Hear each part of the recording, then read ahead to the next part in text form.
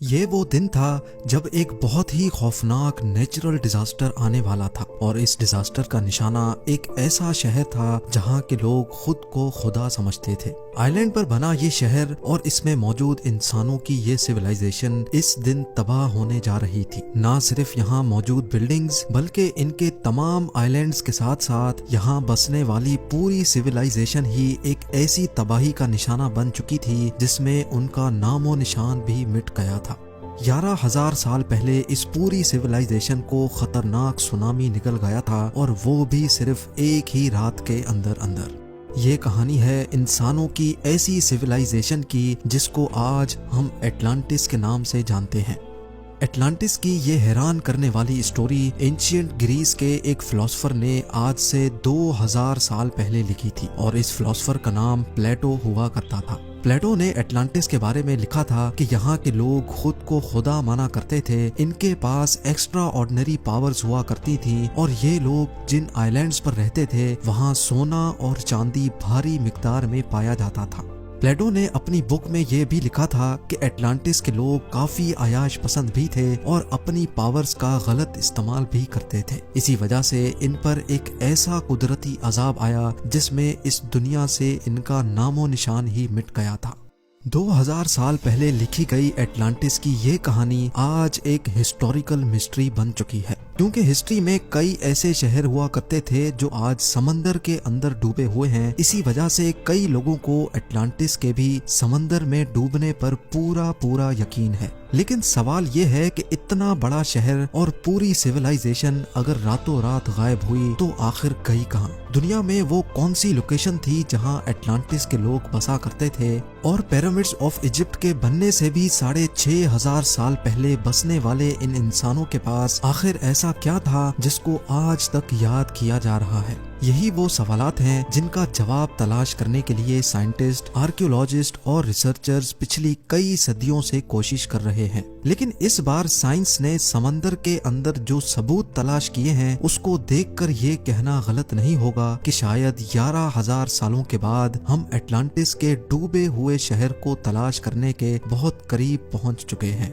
زیم T V کی videos میں ایک بار پھر سے خوش آمدید۔ ناظرین، سمندر کے اندر ڈوبی ہوئی مسٹیریس سٹیز کی طرف ہر کوئی نہ چاہتے ہوئے بھی اٹریکٹ ہوتا ہے، اور خاص طور پہ وہ سٹیز جن کے بارے میں کوئی انفارمیشن بھی نہیں ہوتی۔ ان مسٹیریس سٹیز میں اگر سب سے ٹاپ پہ کسی کا نام آتا ہے تو وہ نام ہے اٹلانٹس کا۔ اٹلانٹس کو سمندر میں تلاش کرنے کے لیے ایکسپرٹس کئی اٹیمپٹس کر چکے ہیں۔ ان میں سے ایک اٹیمپٹ جاپان کے ایک ریموٹ آئی لینڈ کے قریب کیا گیا تھا جو یوناگونی کے نام سے جانا جاتا ہے۔ یہاں موجود سمندر کا پانی نہ صرف خوفناک ہے بلکہ اس جگہ سے اکثر ٹائفونز بھی نکلتے ہیں۔ ساتھ ساتھ یہاں پانی کے اندر ہیمر ہیڈ شارکس کے ٹولے بھی منڈلاتے دیکھے گئے ہیں۔ کیونکہ سمندر کے اس خطرناک حصے میں ڈائیونگ کرنا ڈیپ سی ڈائیورز کے لیے ایک بہت بڑا چیلنج ہوتا ہے، اسی وجہ سے کافی عرصے تک یہ جگہ ایکسپرٹس کی نظروں سے چھپی ہوئی تھی۔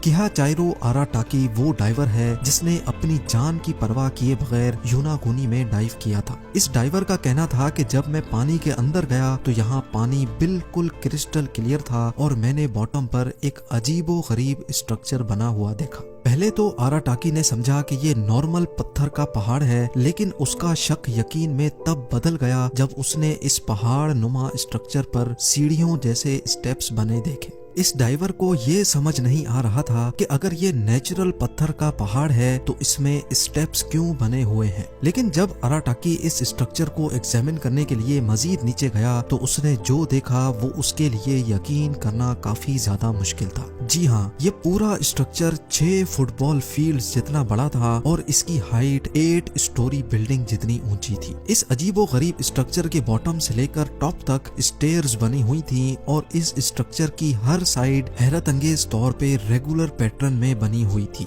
یہ سب دیکھنے کے بعد ایک بات تو طے تھی کہ ڈیپ سمندر میں بنا یہ مسٹیریس اسٹرکچر نیچرل طور پہ نہیں بلکہ اس کو انسانوں نے ہی بنایا ہے۔ لیکن یہ اصل میں چیز کیا ہے؟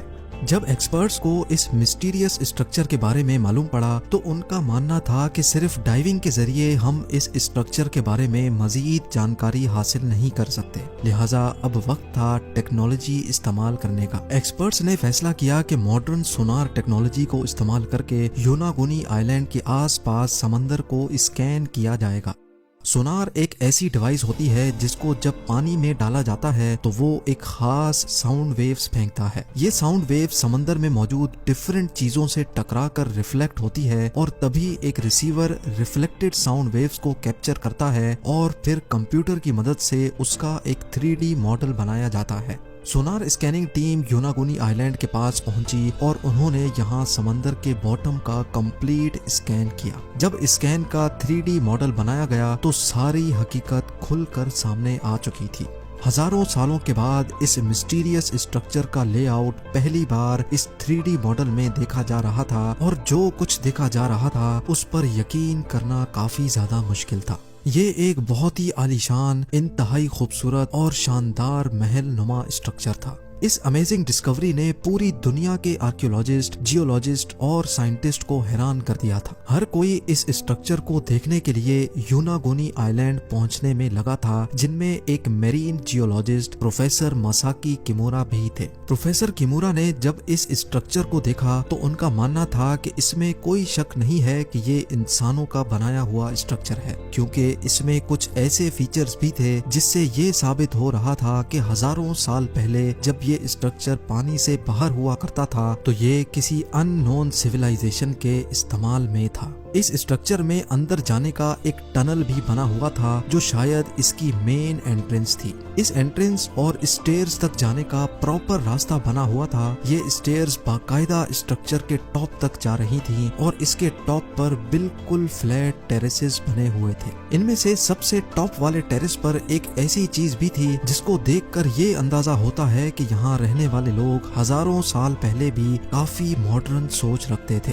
جی ہاں، یہاں ایک ٹرائنگل شیپ کا پول بھی بنا ہوا تھا جہاں پروفیسر کیمورا کے خیال سے نہانے کے بعد لوگ یہیں ٹیرس پر سن بات کرتے ہوں گے۔ یہ ٹیرسز اتنے بڑے ہیں کہ یہاں ہزاروں لوگ ایک ہی وقت میں کھڑے ہو سکتے ہیں۔ یوناگونی آئلینڈ کے پاس سمندر میں پڑا یہ اسٹرکچر، جس میں انٹرنس بھی تھی، پاتھ وے اور اسٹیئرز بھی بنی تھیں اور ٹیرسز کے ساتھ ساتھ ایک پول بھی بنا ہوا تھا۔ یہ ساری چیزیں پروفیسر کیمورا کو یہی اشارہ دے رہی تھی کہ یہ اسٹرکچر کسی دور میں یہاں رہنے والی سیولائزیشن کا کیسل ہوا کرتا تھا۔ لیکن اپنی اس تھیوری کو پروو کرنے کے لیے کچھ ثبوت بھی چاہیے تھے جس سے یہ ثابت ہو کہ واقعی یہاں انسان کسی دور میں بستے تھے۔ اس کے لیے ایک بار پھر سے اس انڈر واٹر اسٹرکچر کا معائنہ کیا گیا اور کچھ سیمپلز بھی کلیکٹ کیے گئے۔ ان سیمپلز میں زیادہ تو کچھ نہیں ملا، لیکن ایک چیز ایسی تھی جو واقعی کافی عجیب دکھ رہی تھی۔ یہاں سے ملنے والے ایک پتھر پر ایک کراس نما سمبل تراشا ہوا تھا اور اسی پتھر پر 2 سوراخ بھی بنے ہوئے تھے۔ پروفیسر کیمورا کا ماننا ہے کہ شاید لوگ اس کو انگلیوں سے پکڑتے ہوں گے اور شاید اس کا اس دور میں کوئی خاص مقصد ہوگا۔ دیکھنے میں تو ایسا معلوم ہوتا ہے کہ یہ اسٹرکچر اسٹون بلاک سے بنا ہوا ہے، لیکن فورینسک ڈیٹیل سے معلوم پڑا کہ یہ چھوٹے چھوٹے اسٹون بلاک سے نہیں بلکہ یہ ایک ہی بہت بڑا پتھر ہے۔ یعنی اس ایک بڑے پتھر کو تراش کر اس کا یہ کیسل جیسا ڈیزائن بنایا گیا ہے۔ یہاں سے ملنے والے آرٹیفیکٹس کی کاربن ڈیٹنگ سے معلوم پڑا کہ یہ نمونے 8 سے 10,000 سال پرانے ہیں، یعنی 10,000 سال پہلے یہ جگہ پانی سے باہر ہوتی تھی اور یہاں انسانوں کی ایسی سیولائزیشن بستی تھی جس کا ابھی نام و نشان بھی نہیں ہے۔ لیکن کیا یہ اسٹرکچر پلیٹو کا بتایا ہوا 11,000 سال پرانا اٹلانٹس ہے، یا پھر یہاں سے ہزاروں میل دور گریس کے ایک آئلینڈ کے برابر میں سمندر کے نیچے سے ملنے والی پوری ایک سٹی؟